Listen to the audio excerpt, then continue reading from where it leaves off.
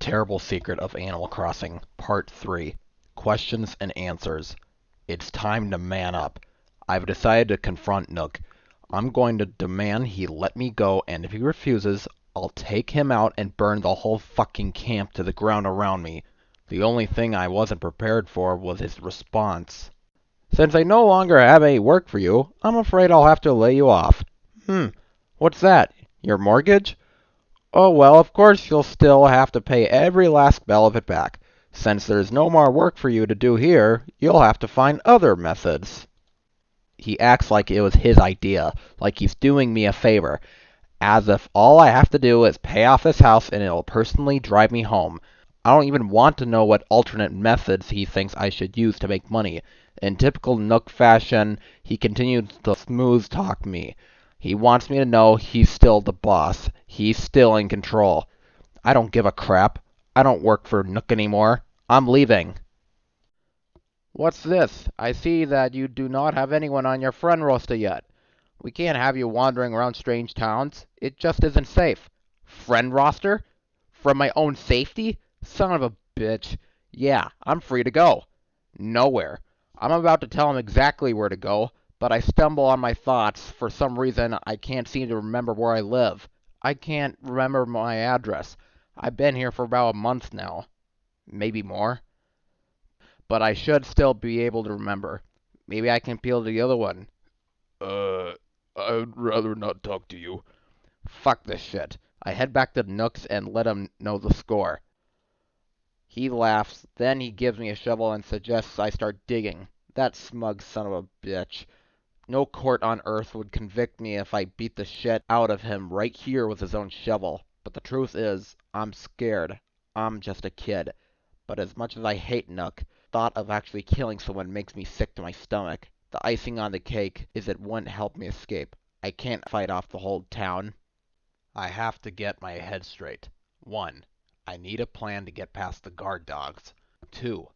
I need to stock up on food to make sure I don't starve after I bust out of here. God only knows where they've taken me. 3. I'll need to be invisible. I'll stick out like a giant "Catch Me" sign in this work uniform. Worst of all, after everything that's happened, Nook's going to be expecting me to try to break out of here. 4. I'll have to wait for the right time. But first, I'll need to make some cash and let things settle down for a while. Maybe the best plan would be to look like I'm really listening, like I really care about paying off my palatial cardboard estate. But how am I supposed to pay it off? Nook says he'll buy almost anything. I don't ask why. His answer? Dinosaur bones. What? Is he just fucking with me? He tells me to go talk to Blathers, the jerk in charge of the camp museum.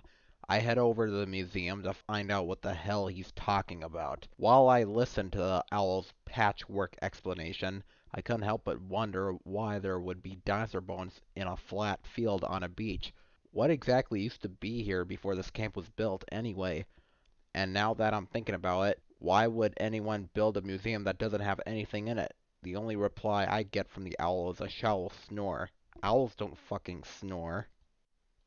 I start to dig randomly. Now I know why Nook thought it would be hilarious to suggest I dig my way out. Only a foot below the topsoil is solid fucking limestone, and that's as deep as I'm going to get. How am I supposed to find anything like this?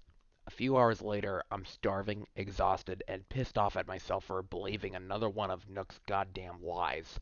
I'm about to pack up and wash off in the waterfall when something odd happens. I hit something. Could it actually be? It's hard to tell. It's covered in dirt and kind of abstract. With the sun setting behind me, I sprint back to the museum to show the narcoleptic curator. It seems authentic, but I'm skeptical. This greedy asshole thinks I should just donate it to his echoing monument to failed ambition. He clearly couldn't give a wet fuck if I'm filthy, hungry, and broke. I tell him to piss off. I've got raccoons to defraud. Nick's already closed for the day, but tomorrow will mark the first step on my trip out of here. 8 a.m. sharp. I make a beeline for Nook's. Let's see, altogether I'll pay 5,000 bells for everything. I'm actually a little surprised when Nook agrees to pay me for my fossil. But my surprise turns to anger when I find out he's going to pay me in bells, his own imaginary bullshit currency. It's not real money. It's just a leaf that's been hole punched. It's infuriating to think of how he continues to fuck with me at every opportunity, an upturned smirk on his smarmy face all the while, but I try to play it cool. I think he actually gets satisfaction out of seeing me upset. I take his money and leave.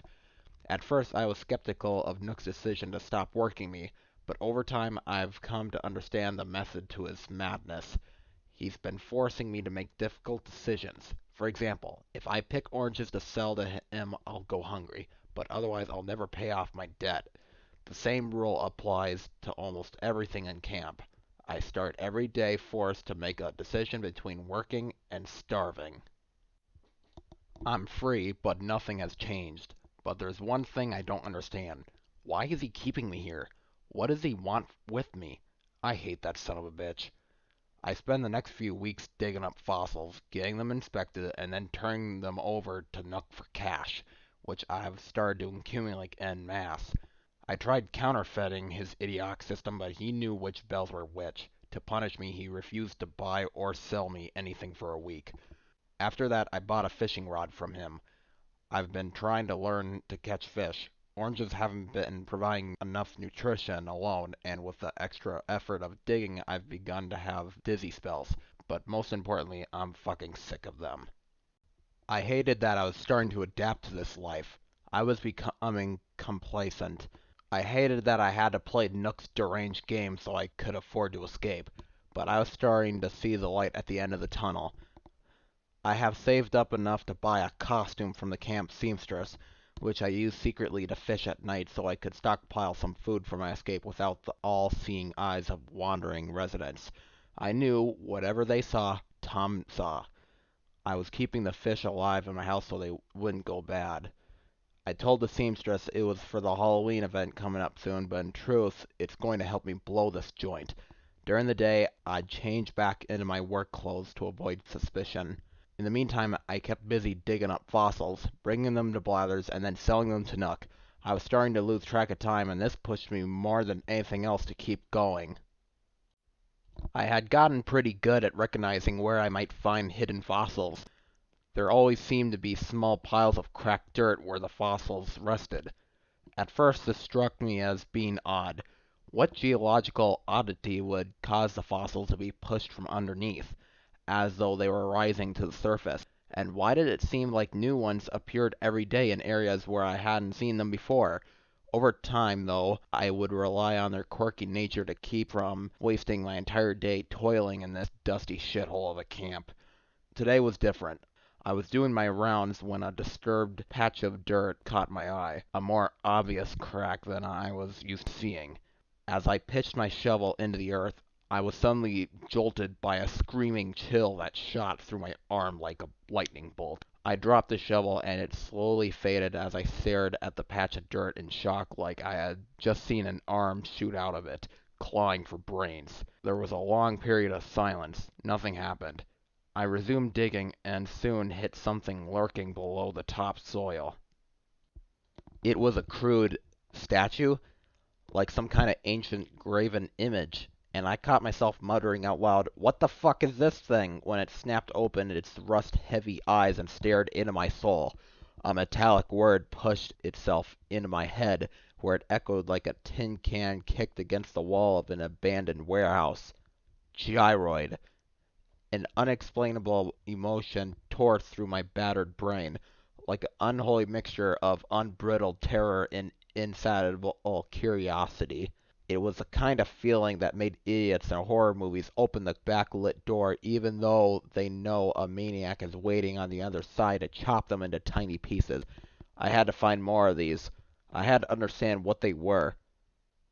I wouldn't be showing this one to the owl.